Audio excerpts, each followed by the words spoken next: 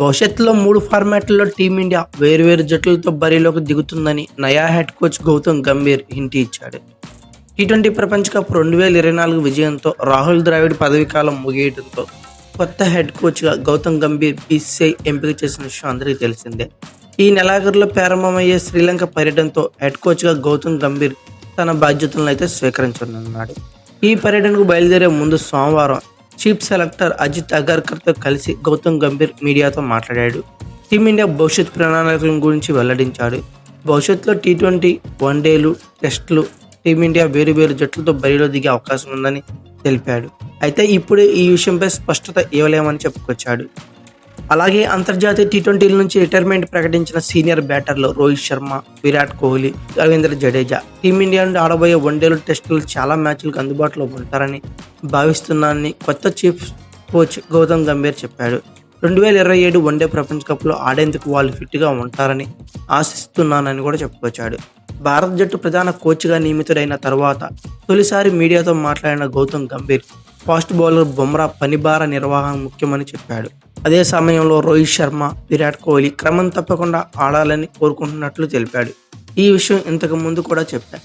బుమ్రా లాంటి వారి విషయంలో పని భారం తగ్గించడం ముఖ్యం.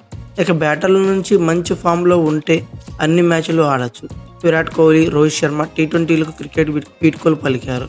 ఇక 2 ఫార్మాట్లలో ఆడతారు కాబట్టి చాలా మ్యాచ్లు అందుబాటులో ఉంటారని ఆశిస్తున్నా అని గంభీర్ పేర్కొన్నాడు.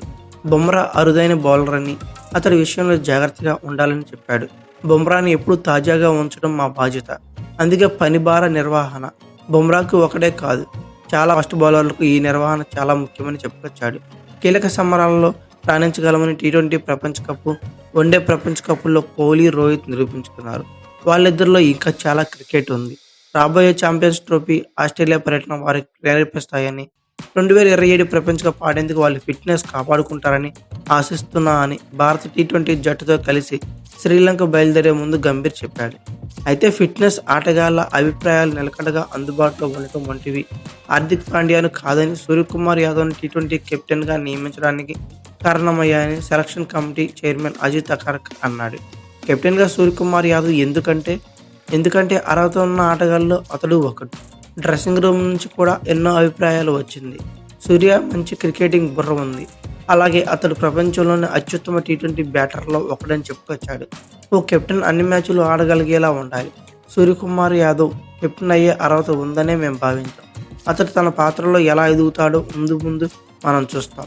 ఇక హార్దిక్ విషయానికి వస్తే అతడు ఇప్పటికీ జట్టుకు చాలా ముఖ్యమైన ఆటగాడు. అంతటి నైపుణ్యం ఉన్న ఆటగాళ్లు అరుదుగా ఉంటారు. గత కొన్నేళ్లుగా హార్దిక్ పాండ్యా ఫిట్నెస్ పెద్ద సవాలుగా మారింది అని అగర్కర్ చెప్పాడు.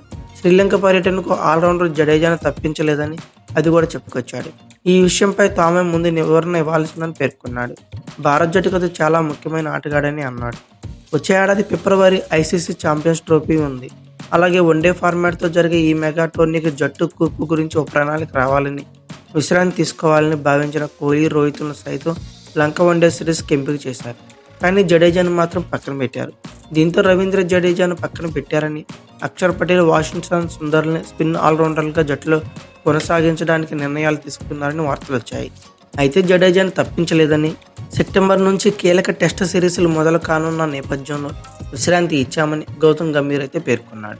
3 వన్డేల సిరీస్లకు ఎంపిక చేయనంత మాత్రాన ఐసీసీ ఛాంపియన్స్ ట్రోఫీ ప్రణాళికలో జడేజా లేనట్లు కాదని గంభీర్ పేర్కొన్నాడు. మరోవైపు అజిత్ అగర్కర్ మాట్లాడుతూ సుదీర్ఘ టెస్ట్ షెడ్యూల్ ఉందని, అందుకే జడేజాకి విశ్రాంతి ఇచ్చామని అన్నాడు. అయితే అక్షర్ పటేల్, రవీంద్ర జడేజాని ఇద్దరిని ఎంపిక చేయలేమని, ఇద్దరిలో ఒకరిని బెంచ్కి పరిమితం చేయాల్సి ఉంటుందని కూడా చెప్పుకొచ్చాడు అజిత్ అగర్కర్.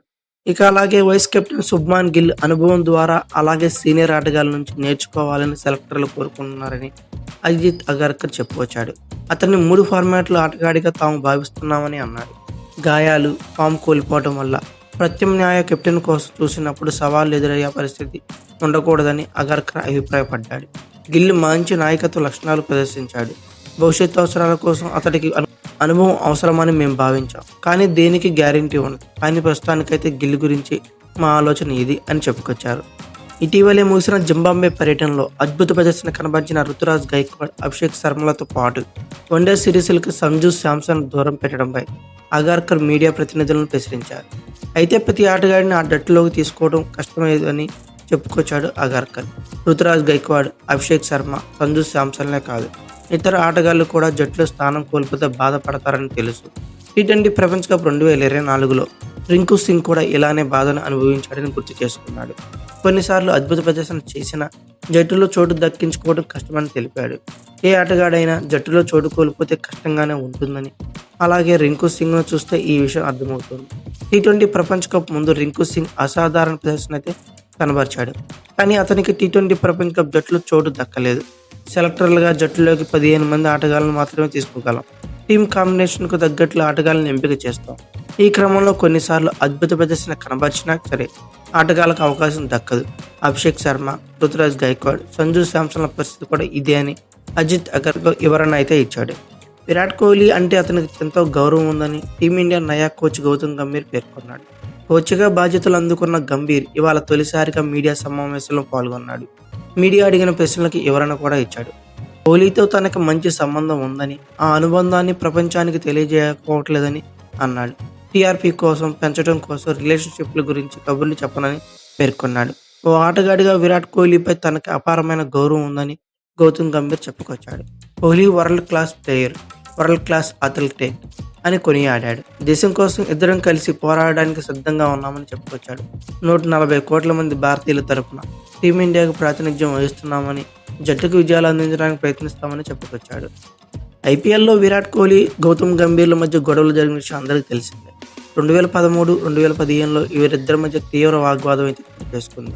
ఇక 2023లో కోహ్లీ గంభీర్ల గొడవను క్రికెట్ అభిమానులు సులువుగా మర్చిపోలేరు. లక్నో మెంటర్గా ఉన్న గౌతమ్ గంభీర్, ఆర్సీబీ బ్యాటర్ల కోహ్లీ మ్యాచ్ అనంతరం ఒకరిపై ఒకరు దూసుకెళ్లారు. ఇంతటి రచ్చ అనంతరం విరాట్ కోహ్లీ, గౌతమ్ గంభీర్ తిరిగి కలిసి పనిచేయనున్నారు. ఈ నేపథ్యంలో ఇద్దరి మధ్య మళ్లీ గొడవలు ఏమైనా జరుగుతాయేమని అభిమానులు ఆందోళన చెందారు. దీంతో మీడియా సమావేశంలో గంభీర్ అయితే స్పష్టత ఇచ్చాడు.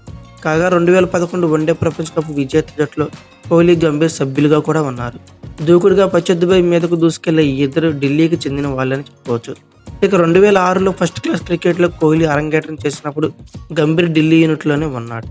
ఇటీవల జింబాబ్వే పర్యటనలో సత్తా చాటిన రుతురాజ్ గైక్వాడ్, అభిషేక్ శర్మకు టీ20 జట్టులో అవకాశం ఇవ్వలేదు. పరుగుల వరద పారిస్తూ రుతురాజ్ గైక్వాడ్ ఆకట్టుకున్నాడు. మెరుపు శతకంతో అభిషేక్ శర్మ రికార్డులు బద్దలు కొట్టాడు. కానీ వీరిద్దరిపై వేటు పడింది. దీంతో శ్రీలంక టీ20 సిరీస్కు రుతురాజ్ గైక్వాడ్, అభిషేక్ శర్మలు ఎందుకు ఎంపిక చేయలేదని అజిత్ అగర్కర్ మరియు గంభీర్ను మీడియా ప్రశ్నించింది. దీనికి అజిత్ అగర్కర్ బదులిచ్చాడు. రుతురాజ్ గైక్వాడ్, అభిషేక్ శర్మ విషయంలోనే కాదు, ఇతర ప్లేయర్ల జట్టులో స్థానం కోల్పోయినా కష్టంగానే ఉంటుందని అగర్కర్ పేర్కొన్నాడు. టీ20 వరల్డ్ కప్లో రింకు సింగ్ది ఇదే పరిస్థితి అని పేర్కొన్నాడు. పరుగులు చేసిన కొన్నిసార్లు జట్టులో అయితే స్థానం దక్కదని చెప్పాడు. టీమిండియాకి ఏ స్క్వాడ్లో అయినా సరే మేము 15 మందిని మాత్రమే ఎంచుకోగలం అని అజిత్ అగర్కర్ సమాధానం ఇచ్చాడు. అయితే మొన్న జరిగిన మీడియా సమావేశంలో అజిత్ అగర్కర్ అలాగే గౌతమ్ గంభీర్ చెప్పిన సమాధానాలకు మీరేమంటున్నారో కామెంట్ బాక్స్లో పిన్ చేయండి. అలాగే ఈ వీడియో కనుక మీకు నచ్చినట్లయితే like, share, comment plus subscribe చేసుకోండి. అలాగే పక్కనే ఉన్న బెల్ ఐకాన్ నొక్కడం మాత్రం మర్చిపోకండి. Thank you for watching. Have a nice day.